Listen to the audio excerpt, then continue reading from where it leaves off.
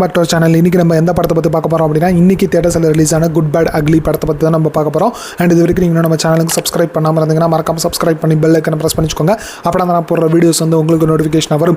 And இந்த படம் வந்து தியேட்டர்ஸில் அவைலபிளாக இருக்குது. ஸோ இது வரைக்கும் நீங்கள் இன்னும் பார்க்கல அப்படின்னா பார்த்துட்டு எப்படி இருக்குது அப்படிங்கிறது மறக்காமல் கமெண்ட்ஸை சொல்லுங்கள். பார்த்துருந்தீங்கன்னா உங்களோட ஒப்பீனியன் என்ன அப்படிங்கிறதையும் மறக்காமல் கமெண்ட்ஸை சொல்லுங்கள். ஸோ வாங்க இப்போ இந்த படம் வந்து எப்படி இருக்குது அப்படிங்கிறத நம்ம பார்த்துடலாம். அண்ட் அதுக்கு முன்னாடி இந்த படத்துக்கான கதை என்ன அப்படிங்கிறதையும் நம்ம லைட்டாக பார்த்தோம்னா, நம்மளுக்கு இந்த படத்தோட கதையை பொறுத்த வரைக்கும் ஹீரோவான ஏகே, ஸோ அவர் வந்து ஒரு மிகப்பெரிய ஒரு கேங்ஸ்டராக முன்னாடி இருந்திருக்காரு அப்படிங்கிற மாதிரியும், அண்ட் இப்போ வந்து எல்லா தப்பையும் வந்து ஒத்துக்கிட்டு இப்போ ஜெயிலில் இருக்காரு அப்படிங்கிறது நம்மளுக்கு காமிக்கப்படுது. கிட்டத்தட்ட 18 வருஷமாக ஜெயிலில் இருக்காரு அப்படிங்கிறது. இன்னும் 3 மாதத்தில் அவருக்கான ரிலீஸ் இருக்குது. ஸோ ரிலீஸ் முடிச்சுட்டு இந்த மாதிரி குடும்பத்தோடு எல்லாரும் ஒன்றா வாழலாம் அப்படிங்கிற மாதிரி இவர் வந்து நினச்சிட்ருக்காரு. ஸோ இப்படி இருக்கிறப்ப தான் வந்து தன்னோட குடும்பத்துக்கு ஒரு மிகப்பெரிய ஒரு பிரச்சனை இருக்குது அப்படிங்கிறத இவர் தெரிஞ்சுக்கிறாரு.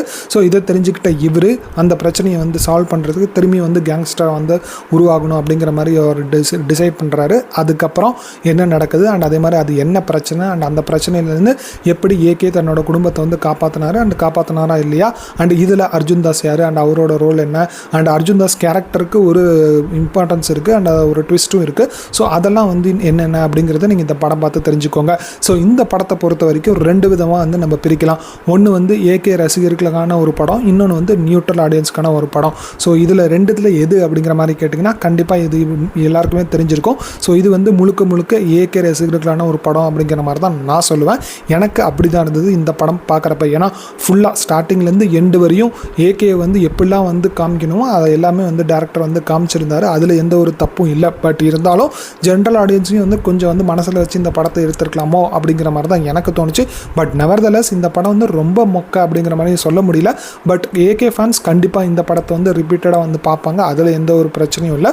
பட் நியூட்ரல் ஆடியன்ஸ் வந்து இந்த படத்தை எவ்வளோ தூரம் வந்து பொறுமையாக பார்ப்பாங்க அப்படிங்கிற ஒரு கேள்விக்குறி இருக்குது. ஸோ எனக்கு அப்படி தான் இருந்தது. உங்களுக்கு எப்படி இருந்தது அப்படிங்கிற மாதிரி கமெண்ட்ஸ் சொல்லுங்கள். மற்றபடி இந்த படத்தில் நடித்த எல்லாருமே வந்து அந்த கதாபாத்திரத்துக்கு என்ன தேவையோ அதை நீட்டாக வந்து ப்ளே பண்ணியிருந்தாங்க. பட் இருந்தாலும் சில கதாபாத்திரங்களை இன்னும் வந்து ப்ராப்பராக வந்து யூட்டிலைஸ் பண்ணியிருக்கலாமோ அப்படிங்கிற மாதிரி தான் எனக்கு தோணுச்சு. குறிப்பாக வந்து அர்ஜுன் தாஸ் கேரக்டர் ஆகட்டும். ஏன்னா அவரோட கேரக்டர் வந்து ஒரு மெயினான ஒரு வில்லன் கேரக்டர் அப்படிங்கிற மாதிரி போர்ட்ரே பண்ணுறாங்க. பட் இருந்தாலும் அதை வந்து இன்னும் கொஞ்சம் வந்து எஃபெக்டிவாக வந்து யூட்டிலைஸ் பண்ணியிருந்தாங்க அப்படின்னா இன்னுமே வந்து பார்க்குறதுக்கு கிரிப்பிங்காகவும் இன்ட்ரெஸ்டிங்காகவும் இருந்திருக்கும் அப்படிங்கிற மாதிரி தான் எனக்கு தோணுச்சு. பட் அதை வந்து எங்கேயோ வந்து கோட்டை விட்டுட்டாங்களோ அப்படிங்கிறது தான் எனக்கு ஃபீல் ஆனிச்சு இந்த படம் பார்க்குறப்ப. ஏன்னா ஏகே மாதிரி ஒரு பவர்ஃபுல்லான ஆள், அவரை வந்து எல்லாருமே ரெட் ட்ராகன் அப்படிங்கிற மாதிரி கூப்பிட்றப்ப இந்த பக்கம் ஆப்போசிட்டில் அதுக்கு ஏற்ற மாதிரி ஒரு கேரக்டர் இருந்தாங்க அப்படின்னா இன்னும் இந்த படம் வந்து சுறுசுறுப்பாகவும் சூடு பிடிக்கிறதுக்கான வாய்ப்புகளும் இருந்திருக்கும். பட் அங்கே வந்து கொஞ்சம் வந்து கோட்டை விட்டுட்டாங்க அப்படிங்கிற மாதிரி தான் எனக்கு தோணுச்சு.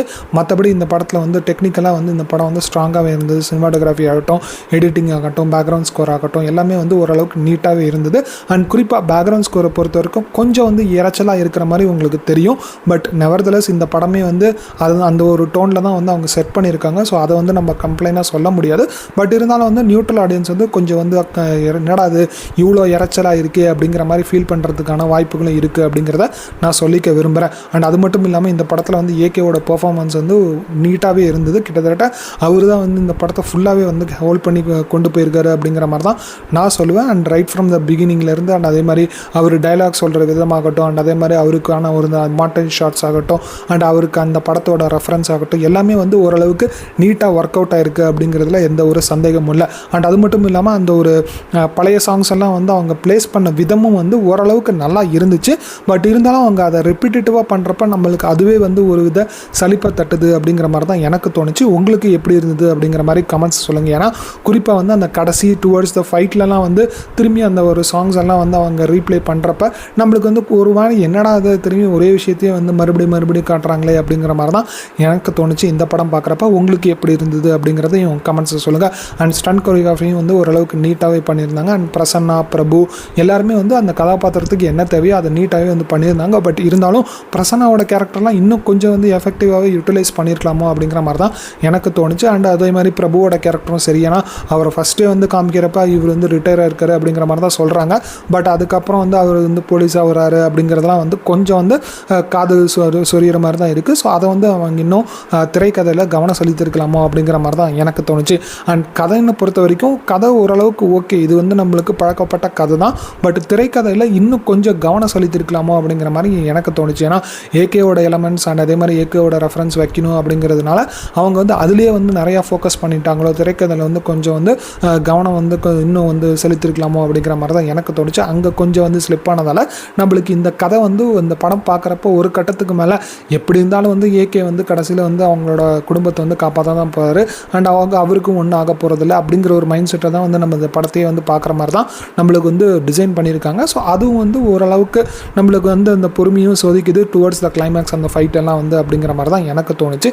உங்களுக்கு எப்படி இருந்தது அப்படிங்கிற மாதிரி கமெண்ட்ஸ் சொல்லுங்கள். அண்ட் குறிப்பாக வந்து அந்த டுவர்ட்ஸ் த கிளைமேக்ஸ் வந்து நம்ம சொல்லி ஆகணும். அந்தளவுக்கு வந்து கொஞ்சம் வந்து அந்த ட்ராகியாக வந்து தெரிஞ்ச மாதிரி தான் எனக்கு தெரிஞ்சு. அது மட்டும் இல்லாமல் அந்த ஃபைட்டெல்லாம் வந்து வேணும்னே வச்ச மாதிரி தான் எனக்கு தெரிஞ்சுது. ஸோ அது வந்து ரொம்ப ஆர்கானிக்காக இல்லாமல் அந்த வேணும்னு வச்சா எப்படி இருக்குமோ அந்த மாதிரி தான் எனக்கு தெரிஞ்சுது அந்த ஒரு கிளைமேக்ஸ் சீன் அப்படிங்கிற மாதிரி தான் நான் சொல்லுவேன். அண்ட் அது மட்டும் இல்லாமல் இந்த படத்தில் வந்து அந்த ஏகேவோட பையனாக வந்து ஒருத்தர் நடிச்சிருப்பார்.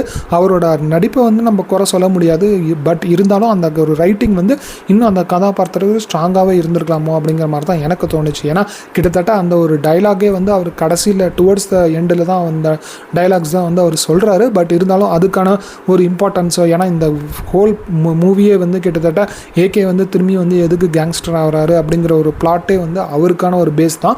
பட் அதை வந்து இன்னும் கொஞ்சம் வந்து நம்மளுக்கு ரைட்டிங்லேயோ இல்லை இன்னும் கொஞ்சம் வந்து அந்த ஒரு டைலாக்ஸ்லேயோ இல்லை மாண்டேஜ் ஷாட்ஸ்லேயோ வந்து இன்னும் வந்து நம்மளுக்கு காமிச்சிருந்தாங்கன்னா இன்னுமே வந்து நம்மளுக்கு பார்க்குறதுக்கும் கிரிப்பிங்காகவும் இன்ட்ரெஸ்டிங்காகவும் இருந்திருக்கும் அப்படிங்கிற மாதிரி தான் எனக்கு தோணுச்சு. அங்கேயும் வந்து கொஞ்சம் கோட்டை விட்டுட்டாங்க அப்படிங்கிறதுல எனக்கு எந்த ஒரு சந்தேகமும் இல்லை.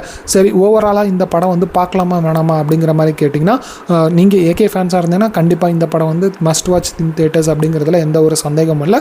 நியூட்ரல் ஃபேன்ஸாக இருந்தீங்கன்னா உங்களுக்கு இந்த படம் வந்து கண்டிப்பாக என்கேஜிங்காகவும் என்டர்டெயின்மெண்ட்டாகவும் இருக்கும்.